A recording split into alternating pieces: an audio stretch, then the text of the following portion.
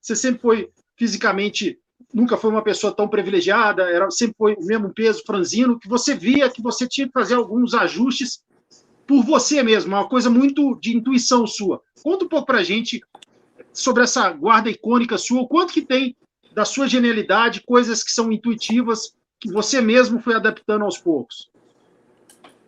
Bom, Floresto, eu vou te dar uma... Deixa eu só dar uma recicladazinha um pouquinho antes, para as pessoas poderem entender o que eu estou falando. Né? Eu venho de uma época onde não tinha muitos campeonatos de jiu-jitsu. Né? E o ranking do jiu-jitsu, qual é a diferença de quando eu tinha 18, 20 anos, lá atrás, por um praticante que tem 18, 20 anos hoje em dia. Né? Hoje em dia, nós temos campeonatos oficiais, como campeonatos brasileiros, regionais, mundiais, e eventos de Abu Dhabi, e com kimono, sem kimono, mas antigamente não tinha isso. Hoje um bom praticante, né, tanto como da luta esportiva, com ou sem kimono, ou então até no MMA, se ele for um lutador que realmente seja bom, né, ele consegue, de repente, viver disso. Né?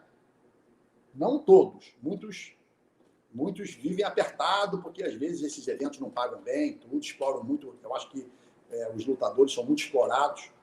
Né? Grandes pessoas que poderiam estar melhor de vida, mas, às vezes, deixam de dar aula para ficar lutando e acaba não sendo remunerado. Acaba depois que passa luta 10, 15 anos, e depois se aposenta e, às vezes, ainda tem que ficar correndo atrás e, né, não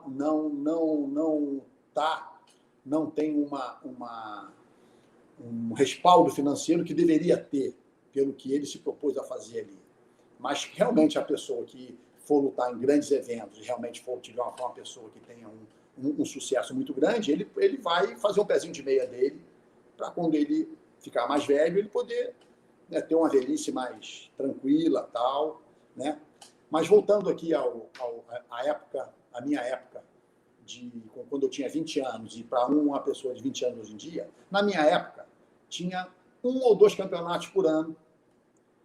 Eram atletas, quando tinha campeonato, eram atletas muito bons, tecnicamente, tanto que muitos daquela época viraram hoje referência no jiu-jitsu, né, como mestres, e viraram lendas dentro do jiu-jitsu, né, no mundo inteiro, né, e conseguiram, né, se perpetuar, né, com um trabalho bem feito, tudo, e são reconhecidos como mestres, né, mestres daquela época. Né. Só que naquela época, como tinha muito pouco campeonato, quando tinha campeonato, eram 1 ou 2 lutas que você fazia, às vezes eu cansei de vai ter um campeonato, tal, eu entrava e não tinha ninguém, não entrava ninguém na minha categoria.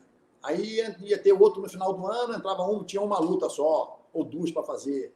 Então, o que acontece? Era uma coisa assim que a gente não tinha né? Eram, na época, os campeonatos mais importantes do jiu-jitsu, que era como fosse assim, como fosse um mundial mais selecionadinho, só que não dava o nome de mundial. Né? Da faixa amarela até a faixa preta, eu lutei praticamente 90% dos campeonatos que tiveram nesse período. Mas só que eram poucos campeonatos. Né? Então, o ranking do jiu-jitsu não era estabelecido por campeonatos. Que às vezes tinha ano que nem tinha campeonato. Pô, já tem 1 ano e meio que não teve um campeonato, vamos ver se a gente consegue fazer algum, tal. Eu já peguei um ônibus e dirigi 17 horas para lutar em Novo Horizonte, em São Paulo, 17 horas andando no ônibus, o Hollis levou a gente tudo para lutar um campeonato, cheguei lá, fiz uma luta. Cada um fez uma lutinha, tal, teve uns que foram, nem lutaram.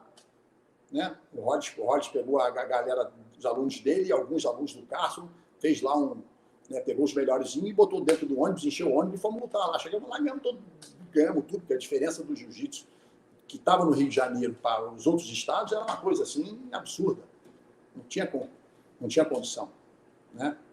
Quem era campeão ali no Rio de Janeiro, principalmente da academia do Rollins, do Carson, ele era o melhor do mundo no jiu-jitsu. Não tinha adversários. Então a concorrência era nossa ali.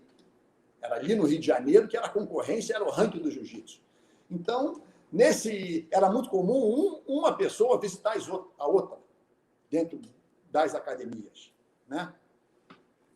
Então, o que acontece? Eu comecei a desenvolver a minha guarda, porque eu era muito franzino. Quando eu peguei a faixa preta, eu pesava 59 quilos.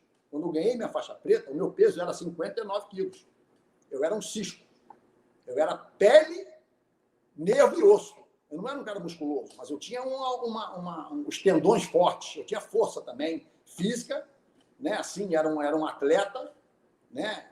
Treinava 2 horas, depois ia para a praia, corria 40 minutos na areia fofa, depois ia para a beira da praia lá, ficava malhando barra paralela, flexão, voltava e no dia seguinte estava novinho para continuar o dia treinando, e era assim, era o dia inteiro, né?